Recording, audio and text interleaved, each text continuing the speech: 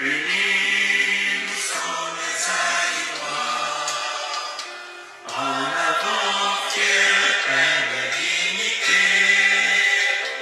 Peuple monte, unis à jamais. Tricolore, flammez-nous du feu sacré. Pour bâtir notre pays toujours plus beau.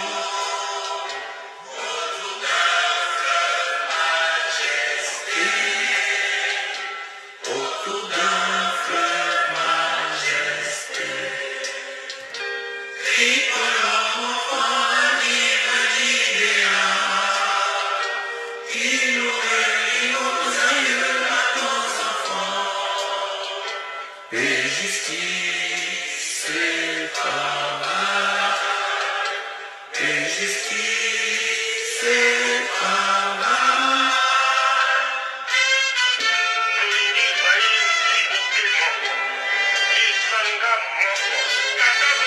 Moko, Moko, Moko. Et retrouver, peuple uni, nous sommes aïrois. En avant, fier, plein d'unité. Peuple grand, peuple libre à jamais. Tricolore, flammez-nous du feu sacré. Pour bâtir notre pays toujours plus beau. Autour d'un fleuve majesté. Autour d'un fleuve majesté.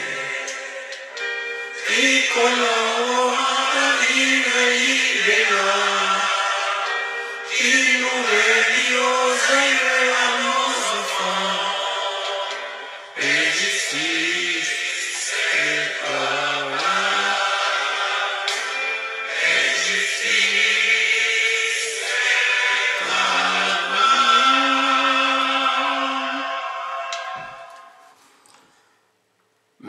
Merci mingi peuple congolais.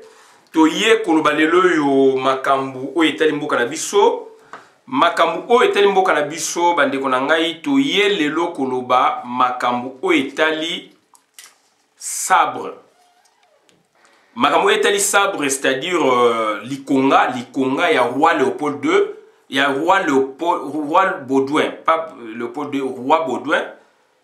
Puisque bango tout bazali qui ba roi il y a Belgique, mais roi Léopold II pour la parenthèse, roi Léopold II il y a un fondateur il y a État indépendant du Congo et puis roi des Belges. Donc à gouverner qui biso, à diriger qui Congo de 1885 à 1908. Je ne parle pas de ces rois. Donc azali ancêtre na bango, fondateur et État indépendant du Congo. Mais nous allons parler de roi Baudouin. Roi Baudouin na monarchie en 1985 puisque ayaki aussi na Congo post-colonial, donc on a 1985 na monarchie na Kinshasa tanga zongaki na ba opposant bangunza Karlibondo bazalaki ebele ba militaire congolais o ba kendaka en exil na 1985 bazonga na bango pe ngunza Karlibondo azonga pe en exil akene en exil roi Baudouin tanga ayaki na bango. Donc en 1985 pour la parenthèse mouchouchou on a connu deux grands événements. Événement et à mon nez qui aussi arrivé pour la deuxième fois il y a Pape Paul II. Pape Paul II oyo akufaki awa dans 2004. Pape Paul II donc en 1980 à Mbaka na palais du peuple il y a eu 9 personnes et puis à en 1985. En 1985 roi Léopold II ayaka na Congo na monaki. Mais avant l'indépendance, ayaki ngana na botamité. Donc papa na biso ba monakai bango ba monakaye et puis l'événement il est qui donc c'est normal il est avant que au botama donc okoyeba yango te. Mais okotanga yango soko ozali curieux. Ba kotangisa yango na kelesi soki histoire malamu ezali. Raison pour laquelle biso tozali donc réécrire histoire na biso. Lumumba alobaki histoire, vraie histoire ya Congo et komama na Congo et komama libanda te. Et nous sommes sur cette logique, sur cette lancée, de réécrire notre histoire d'après les vraies versions, c'est-à-dire d'après, n'est-ce pas, les éléments donc vraisemblables oyo to récolter na terrain. Puisque cette fois-là, livre ezali, mais terrain le binini, et voilà, là maintenant c'est d'autres méthodes qui s'imposent. Bande konangai toye le koloba makambu ya sabre donc yali ba roi batambola mingi na sabre yali arme blanche et la ramolai musu c'est la forme courbée ezavma épété ezali robenga ngo épée mais épété et biso donc ba congolais to robenga ngo likonga likonga donc ngai nazali mutu équateur biso to benga ngo mingi donc likonga wana bakoko na biso bazalaki na yango ezali na ba forme mususu eza lokola losange mususu eza na ba forme kilikili mais ezalaka toujours pointu donc biso koko na biso oyo aboti papa na biso do papa ya papa na biso koko na biso azalaki nango na moto ya mbeto na ye azali kolala na likonga na ye ezali donc etelemi na nzete na likolo bamusu rarement ezalaki na soutenu na libende na se na manche nango ya molai donc rarement ezalaki soutenu donc ezalaki na libende o biso ezalaka nango ezalaki donc nzete na likolo donc likonga wana ekozala 30 cm 40 50 ça dépend ezalaki na forme boye donc a pointu eye boye et ça inte koti et ça inte kiti donc voilà et sous na songe awa libende simbiango koko na biso ayeki nango na moto ya mbeto na ye etelemi ya lali wana na mbeto likonga na ye zalaka wana ou bien ekoyipe kozala na se puisque baza ba guerrier en cas de akobima na yango koko ya mwasi donc molongani na ye mama ya papa ye azalaki na lifaka eza machette mingi yaki basi mutu bazalaki nango ba guerrière ba mibali bayaki mingi na eloko wana ezali synonyme ya pouvoir politique traditionnel donc ya mwasi azalaki na lifaka donc ba machette traditionnelle na ous nango ezali ti poso nyama neti ba écorce d'arbre voilà koko na biso azali kolala nango na se ya mbeto na ye donc coussin na mbeto na ye atie na coussin obe na se ya matela entre donc matela na sommier ezali wana soko sakani abimi a papillon koko na biso mwasi azali kosakana te donc so sakani beaucoup buna na ye aza mwasi azali kobeta mibali osakani abimisi machette na ye alandi yo lifaka bokimani mbangu boye azolanda yo biso kolaki bongo donc c'est à dire bandeko na ngai ezali une illustration il y a quoi expliquer les loyo confusion koti il y a une confusion oyo peut-être va percevoir et moi je l'ai perçu puisque donc je suis avide d'apprendre à connaître beaucoup de choses et je m'efforce donc dans cette voie et on a fait des recherches, on a suivi 2 documentaires diamétralement opposés autour du sabre du roi. Quelle est la personne quelle est la personne qui avait, n'est-ce pas, piqué le sabre du roi, qui avait pris le sabre du roi, qui lui avait, n'est-ce pas, qui avait enlevé le sabre du roi de main de ces derniers. C'est qui? La célébration indépendante sur le boulevard des 30 juin.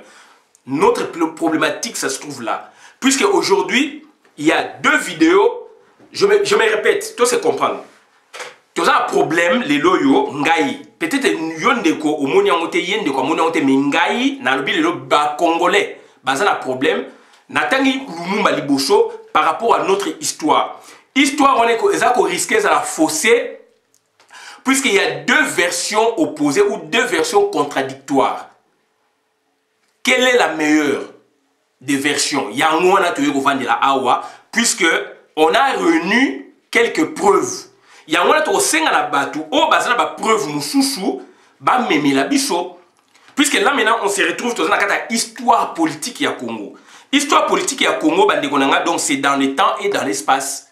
Donc il y a 60 ans, donc histoire ya Congo, donc phase Toloba, il y a donc célébration le 30 juin 60 sur les acteurs, il y a Kinshasa na boulevard du 30 juin. Batu o bazalaki bazali vivant. Donc lelo batu bazana 75 ans, bas vivaki époque on a bakoui ko témoigner biso bazali lelo 75 ans. Ou voire même bazali lelo donc on a 70 ans bakoui pe ko témoigner ngo.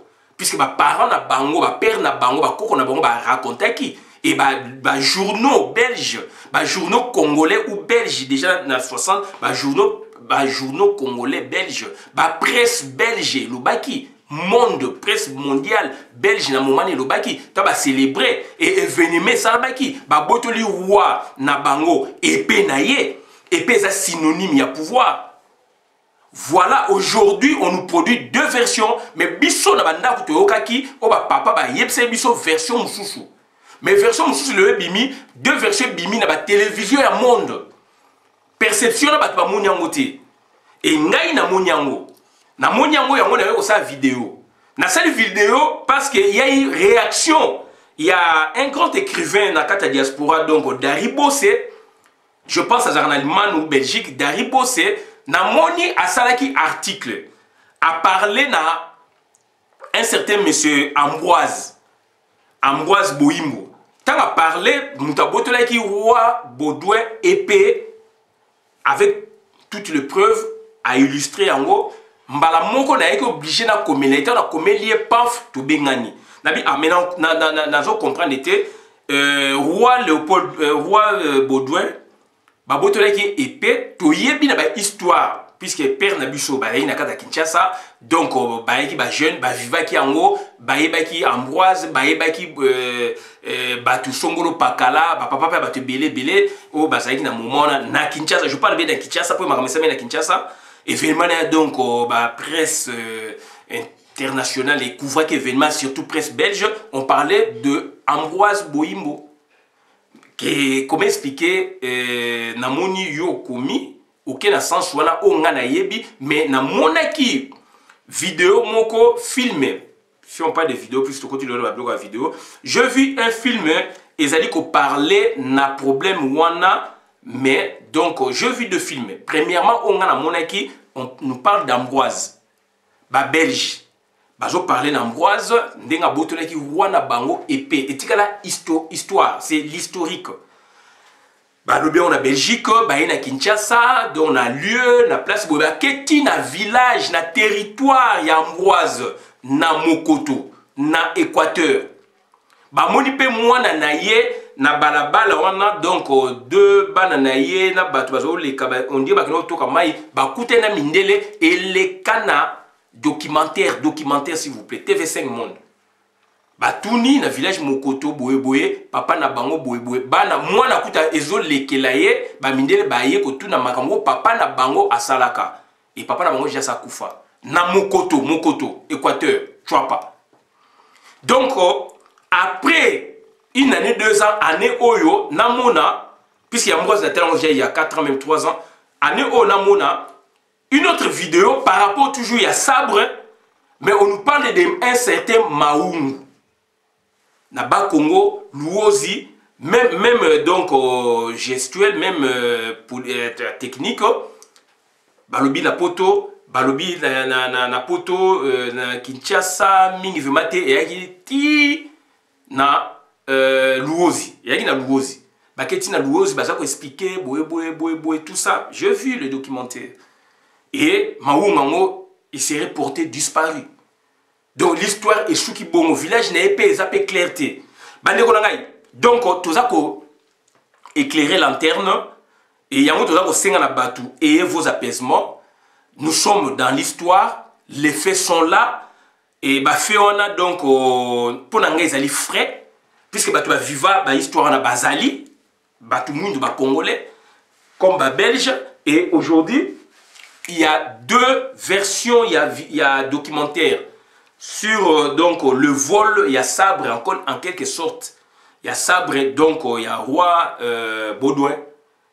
Suite, il y a indépendance, défilé, Congolais moko yaga botolaki, vidéo, na histoire on a yebi na koli nango, c'est Ambroise Boyimbo, un Kinois, azayi ko vana na zone Kinshasa ou Lingwala, un Kinois. Ba papa ba yebisa biso to kolaki nango bongo. Après, tu as histoire et l'équipe de la TV5, tu moni, nde tu expliqué wana, namona chouchou, année oh, une première fois namona yango, namoni vidéo, enfin, film et documentaire donc sur le même sujet mais avec un autre personnage. Cette fois-là c'est un Maungu, donc Azali Ndeko ya Bakongo et Baketi na mboka na bango, mais il serait porté disparu. Donc baebi, donc Akena Bongo. C'est comme un monstre, Azanet et Lima. Alors que dans la version Oya Liboso, c'est un personnage réel.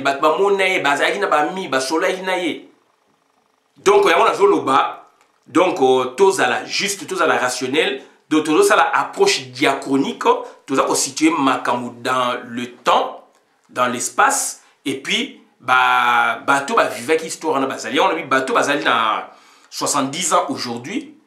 70 ans, jusqu'à même bateau bazar 69 ans, 67 ans, 68 ans, 70, 80 ans. Toujours tranche de 9 ans à 20 ans, plus 60 ans, donc 69, 70, 80 ans. Les lots, bateau bazar vivant, qui na Kinshasa, na moment on a bakoui ko témoigner. Au peut bazar plus que 80 ans, bakoui ko témoigner. Donc, ils allaient histoire mot pour nous, ils allaient vrai, ils allaient vrai et puis fraîche et ils échapper dans la mémoire, on a pu sauter rapidement. Et puis donc voilà, yango nga na ekoloba, donc na eko expliquer. Donc pour ma part, j'ai tiré donc sur l'ordi photo, il y a monsieur Ambroise Yeyo, tena donc le sabre au abotolaki roi. Tout le monde appelle vidéo, film Oyo, ezali na makambo ya indépendance ya Congo. Donc on voit la même figure, le même monsieur. A vu donc Yewana na banini, donc c'est le même monsieur. Et Ndekonaye, ayaka na Belgique, peut ba décorailler. Donc bandekonanga voilà, mais version moussou c'est zali puisque moi ça m'a autant de choses nabi oh abi mais c'est il y a mon version maou ngabino il y a maintenant deux versions abi mais bon là si il y a deux versions maintenant yo yebi deux versions na do ça la vidéo to senga na batu o bazana ba preuve contraire puisque là maintenant on reconstruit notre histoire, la vraie histoire. Donc histoire ezalaki o to yebi mais histoire moussou c'est ko bima donc to luka to reconstruire en gros batu bazana ba preuve ba ya ba preuve. Donc, c'est là où donc, tu reconstruis l'histoire Yamboka. Puisque la civilisation nous tout, Mboka nous tout, peuple nous tout partout à Zalaki, Azelaki mundelete aya pour naye à survivre. Azelaki mundelete aya pour naye à ça la technologie naye non. Donc, il y a eu des fonderies partout, si je peux m'exprimer ainsi. J'étais dans mon village en 82 et puis papa Tinde Biso ngamo naki en 97. Nasalaki 8 mois wana mobutu ba benganaye na comme na mbandaka na comme na village ba mobutu madonga accueilli. Na visité village à ma mère, il y a ma père. Donc et puis j'ai compris beaucoup de choses. J'étais vraiment un observateur participant.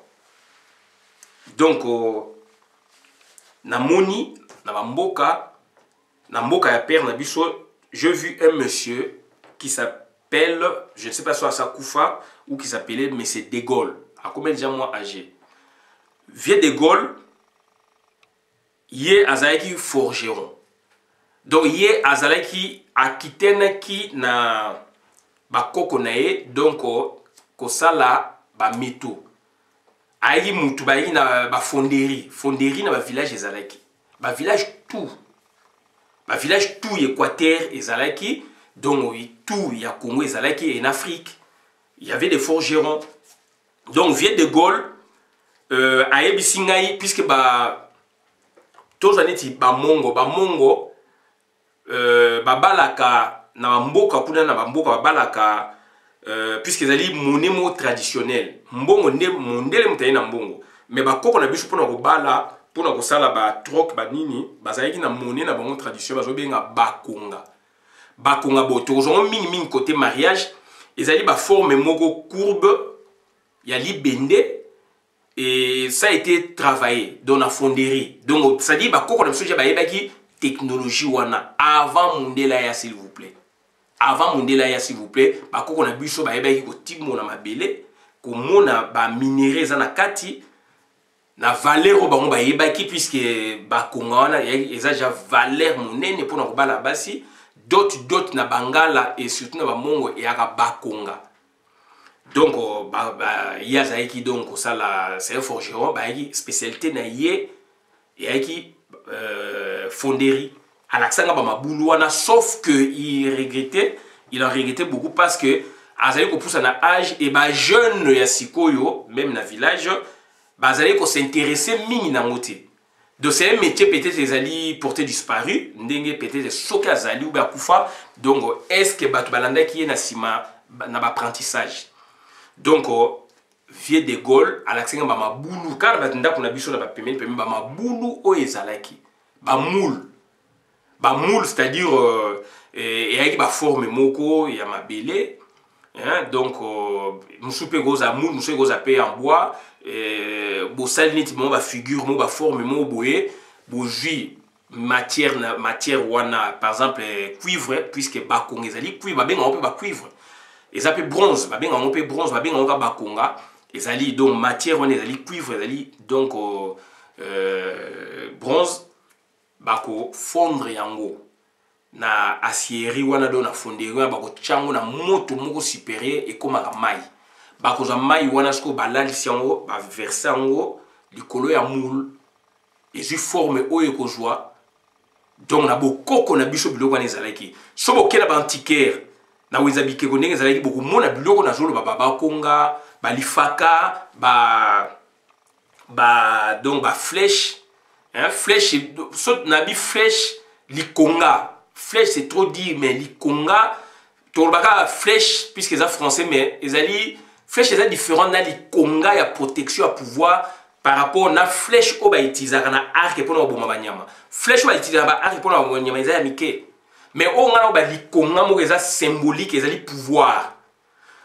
Sauf que vous comprendre, Félix Antoine Tshilombo, à Bali, ndekolabiso le qui a l'empela. Bampela basali ba mongo. Donc c'est-à-dire ba balié, ba ke basali ba cérémonie. Ba sali cérémonie ba comme ça Félix Nkumu na ba mongo. Ba commissaire Nkumu balatisie posa nyama ba pese likongo na zolo bayangwana so na yebaki donc na kokai ko bimisango donc likonga wana nde o ngana ko loba o ezaka symbolique ya pouvoir ba koko na biso bazali no ba koko na biso bagina sabura mindeliti d'où je prends maintenant l'exemple donc il y a Ambroise Boyimbo donc tokota la documentaire ya moi moké Ambroise Boyimbo, donc il y a Botolaki, Roi Baudouin, Sabre Wanado en signe à pouvoir. Donc ça dit, tout Julie Panda, il faut tout un symbole moko. Mais les lois ont deux versions. Il y a une fonderie, chaque tribu, basé là qui m'undelete, ou basé là qui tribu m'oussoute, et à quoi prendre des bango, savoir technologique, savoir politique, savoir non. Chaque tribu basé na politique na bango ya organisation ya société ndeni babalaka mwasi.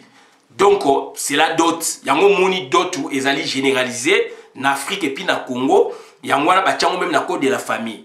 Donc c'est-à-dire chaque tribu, j'insiste beaucoup, aucune tribu ezalaki tribu ya baninga mususu ou ethnie baninga mususu ba ya ko apprendre bango savoir. Et lo ko ali futo longo na mutu.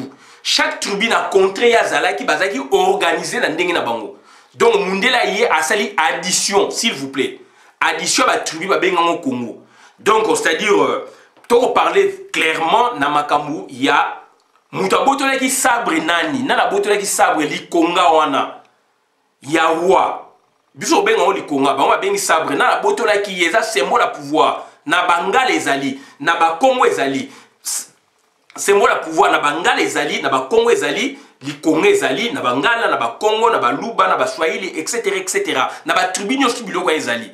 Donc ça dit yango toza koloba toko vérifier puisque nous avons de preuves ezali produites par Bissoté, ezali produites par des Belges. Et na makambu ça et puis film eza ko remonter na même date. Donc la véracité est là. Donc lelo version monsieur Bimi un certain Maungu yépe à Botolaki roi. Village des hommes dans la clarté, batouana ba mindel ba kenda kiti na luozi. Ba kei soi-disant na mboka wana personnage baza au serna au bien dans la date documentaire et bateau va répondre qui puisque c'est l'histoire il faut qu'il y ait donc une suite logique quand même que Moutouana Zaneti personnage moko illustre donc perdu dans la nature etc. Alors nous parlons donc de la véracité. L'histoire c'est la science. Donc l'histoire est donc fixée dans le passé, c'est la science et nous avons des éléments qui ont étayé par propos dans zoloba. Yango mo naza ko expliquer de laquelle encore plus large pour nous yeba que tribu mon côté, ethnie mon côté ezela ki mindele pour na bango ba s'organiser na ndenge na bango. Sinon tribu ndenge ko zalate, sinon ethnie ndenge ko zalate mundele pa ngiko yeba ngote do ba vivaki ba survivaki na ba ndenge na bango selon leur ethos, selon leur façon de vivre, leur façon de chanter, de vivre donc voilà de se nourrir etc. Donc puisque bazali bikela muyanza mais partout dans le monde.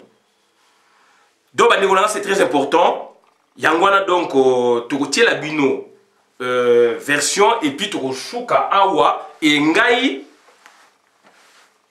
na vu position donc c'est-à-dire cette version puisque je vois elle est véridique. Batu o bazala la version ya Maungu bazala ba preuve net au bisupito kolakisa baya nango puisque nous reconstruisons n'est-ce pas notre vraie histoire. Donc malheureusement les deux versions ezali na TV5 Monde déjà bateau balanda ki yango na bateau balanda yango te yango toza ko tchango na service na bino de bolanda bien donc bokomona likambo tozali koloba.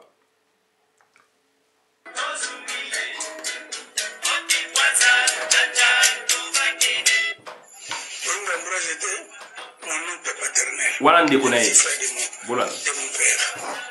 Et nous avons grandi ensemble.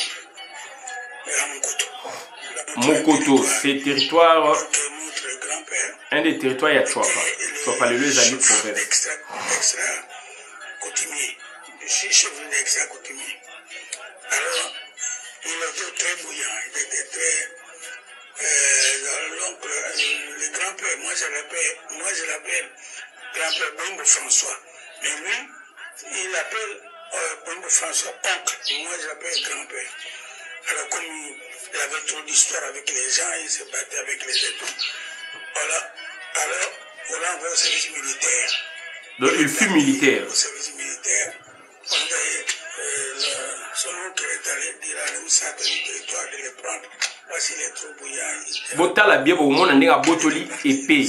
Et l'ongio yuzali wana la vidéo yango eza la photo. Il est descendu jusqu'à Kananga. Il y a à l'époque voilà yewana donc asimi bazete do ba épée wana botoli donc azo lukasi koyo akima. Ça me donne une fierté parce qu'il a eu la bravoure. Et nande bakangaki. Les signes du roi, le pouvoir du roi, il a pris. Je suis très content parce que personne ne peut faire ce qu'il a fait. Voilà. Il a eu la bravoure de prendre cette histoire. Et les gens racontent et moi je suis fier, j'étais d'accord avec lui. Quand il a fait cet acte, j'étais sur le boulevard. Moi j'étais sur. Documentaire Oyo, ça date des 60, l'originalité est Zaliwana. Authenticité dans le les alliés, les a prouvés. BCDC. Alors, lui, il était à poste. Alors, quand il a fait cet acte, il a arraché l'épée, il est descendu pour prendre l'avenue Prince Baudouin. À l'époque, on appelle Prince Baudouin, actuellement, c'est Kasavubu. Alors, on l'a arrêté, on lui a. Voilà, Yowana Azoko, Azui Azoko Ningakima. Alors, quand après. Les événements Ningisaki monde na Sangwana. Et surtout Kinshasa.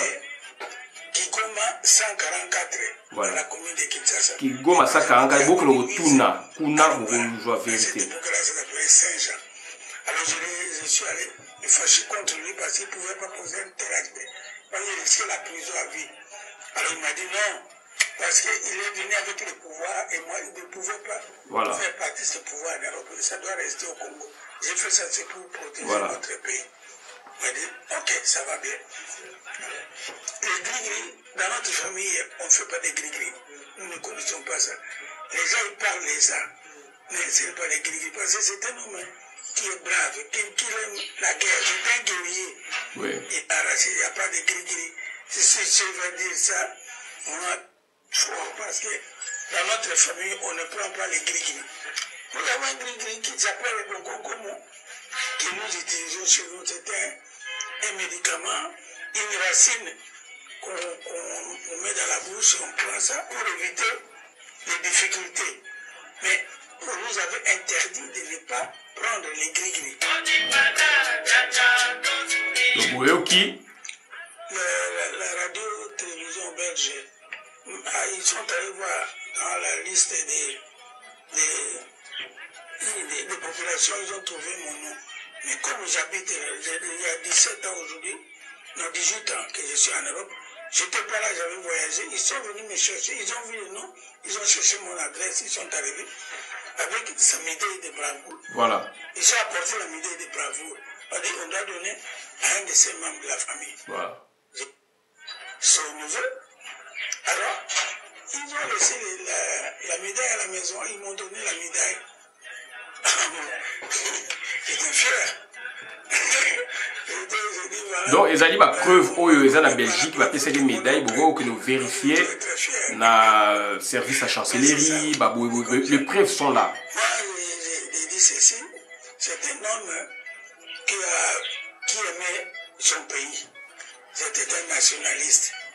Il a fait ça pour le bien du pays. Parce qu'il n'a pas fait ça pour son bien personnel. Je dois être fier de ça. Je dois voir que c'est un homme, comme il était militaire, il a fait le service militaire 7 ans. Oui. Il avait cet amour. Et ça symbolise son courage, le courage qu'il avait. Et beaucoup de nos jeunes gens aujourd'hui, les militaires, les gens, ils doivent voir c'était. Voilà, donc, comment est-ce qu'on a sa vidéo, on a aussi sa qualité. Ouais. Cette idée-là, l'idée d'aimer son pays, sa patrie, c'est ça. Donc, il y a une commande somme de bien comme il avait fait, si c'était la guerre, il serait mort.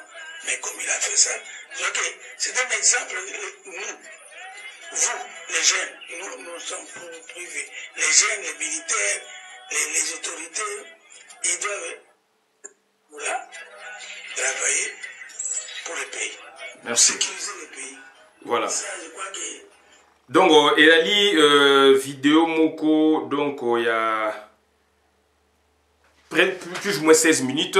Donc, vous allez obligé de Katayango. Mais tu as une séquence, il y a partie Oyo, Ezali, Claire, Soboke na chancellerie belge, tu as une Europe, Bandero Bazali na Belgique, même Bozali na Europe, Bourgogne Tuna. Donc, le débat est ouvert.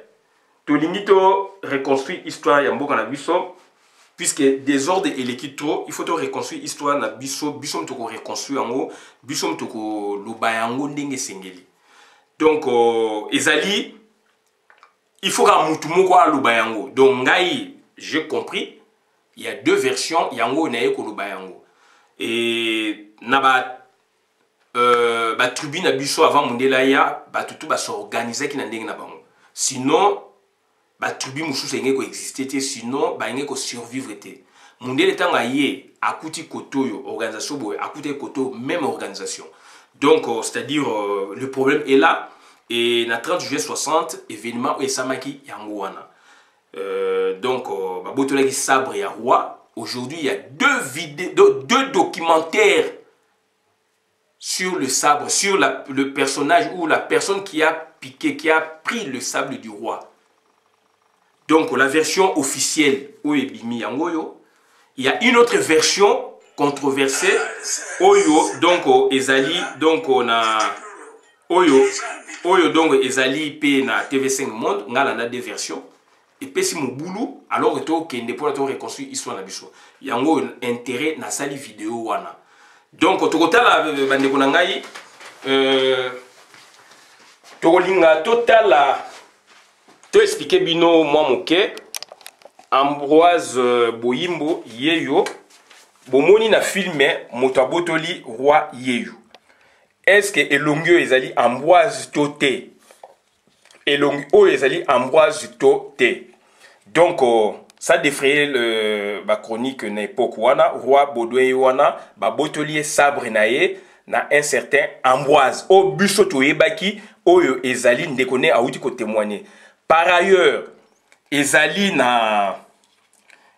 donc na version mosusu ebimi na TV5 aussi que un certain Maungu vandaki soki mboka na ye ezali Luozi mais oyo azali kinois avana na Kinshasa mais aza d'origine Équateur donc na Mokoto et ngana mona documentaire sur yango bakena tina Mokoto kokutana na ba descendance na ye moi bana ne abasi omoni et donc ba expliquer bango ba yeba histoire mais papa na bango sa kufa ndeko na ye le na Belgique ba décourailler na kombo ya ndeko oyo yango na ba ndeko na ngai et puis apesi bien avandi donc na zone à Kinshasa apesi balabala bokende botuna batu bazali époque wana 60 ans batu ya ba 67 ans 68 ans 80 ans bazali et qui histoire monene na kati ya Congo donc ça dit bossa la archéologie bokita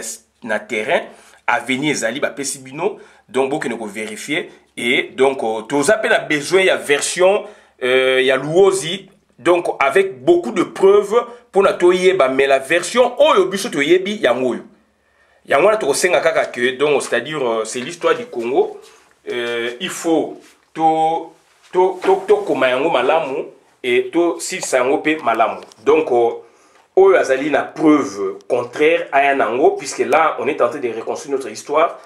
Moi j'ai vu deux versions donc mais oyo par contre j'ai des éléments de preuve yango moni na bino il faut na s'appuyer nango na sala yango moni na sali oyo ya maungu na landi yango ezali na TV5 il y a Ambroise aussi na TV5 mais ya maungu on vous parle d'un personnage mystérieux qui serait porté disparu. Baketi na manyanga kuna mboka na yenda kune e bani biente o abungaka. Omoni do ba fonderie na ba village tout na ba tradition nyos tout donc na ba coutume nyos tout na ba etini nyos tout il y a des fonderies.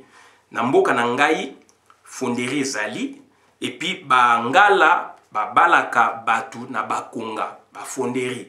Basalaka makonga na bango na fonderie ba tribu boye ba Congo ba Swahili ba luba to généraliser par rapport à nos langues mais ba tribu ezebele na kati basalaki ba machette na bango na ba fonderie basalaki ba bijou na bango na ba fonderie basalaki boye boye na ba fonderie bazelaki mundelete donc likonga o tozoloba wana ezali symbole ya pouvoir mais ezalaki sabrité ezalaki likonga na ndenge bakoko na biso bazalaki sikoyo mutu congolais oyo amoni eloko wana oyo azali initié oyo azali guerrier akosala nini akoarrache mpona kolakisa symbole wana ke tolongwe na boumbu c'est ce que Ambroise a pu faire oyo nga na moni yango wana et c'est justifié ezali polémique te ezali débat ya histoire ce sont les faits donc approche diachronique toujours dans histoire et documentaire ezali ça date des années 60 30 juillet 60 et longyo to moni yango donc bandeko na ngai ndeko na ye pas en Belgique chancellerie ya belge ba pesaki médaille na honneur ya ndeko na ye donc bandeko na ngai nga dans un polémique te mais toza ko restituer ba fait et pesi mobulu na batu il y a deux versions sur le sabre il y a roi de Belge au Babotolaki et c'est toute une histoire na Belgique bato basala ba recherche na niveau université, na niveau ba centre ba boye histoire wana ezali vrai. Mais aujourd'hui il y a deux versions et bimi pourquoi en est-il ainsi? Merci.